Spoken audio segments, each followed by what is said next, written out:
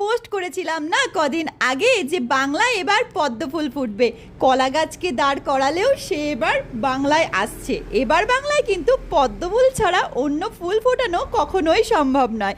তোমরা কিন্তু কমেন্ট বক্সে জয় শ্রীরাম লিখে যাবে। হিন্দু হে হাম, জয় শ্রীরাম।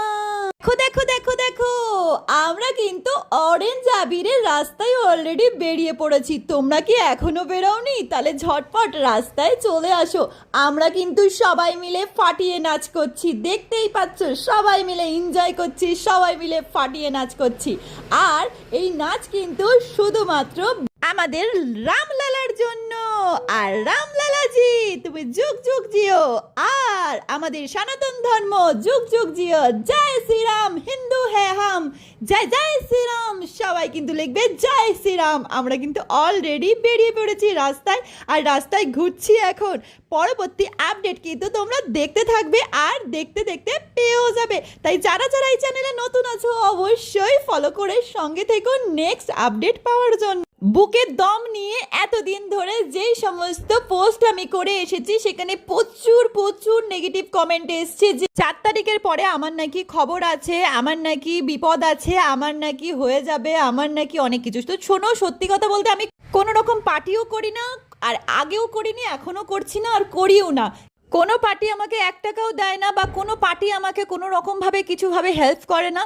তাহলে আমি যখন নিজে ইনকাম করে নিজে খাচ্ছি, আর আমার যে পার্টিটাকে ভালো লাগে, সেটা আমাদের গণতন্ত্র অধিকার যে আমার যাকে ভালো লাগবে তাকে আমি ভোট দিতে পারবো, তার নিয়ে কথা বলতে পারবো। সেখানে এত কমেন্ট চলে আসে যে এরকমভাবে আমি কেন বলছি, বিজেপিকে কেন বলছি। আমি তো জয় শ্রীরাম বলছি, শ্রীরাম তো আমাদের ভগবান।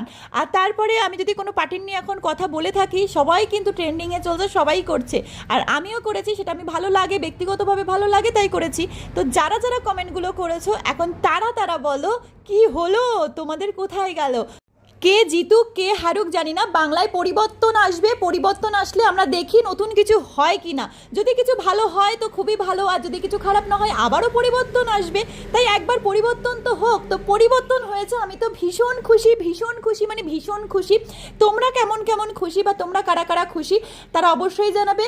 আর আমি কিন্তু মানে সোশ্যাল মিডিয়ায় প্রচুর পরিমাণে আপডেট দিয়েছিলাম যে এবার কলা গাছকে দাঁড় করালেও কলা গাছ জিতে যাবে, কারণ আমার মনে একটা বিশ্বাস ছিল যে এবার বাংলায় পরিবর্তন হবেই, আর বাংলায় পদ্ম ফুল ফুটবেই।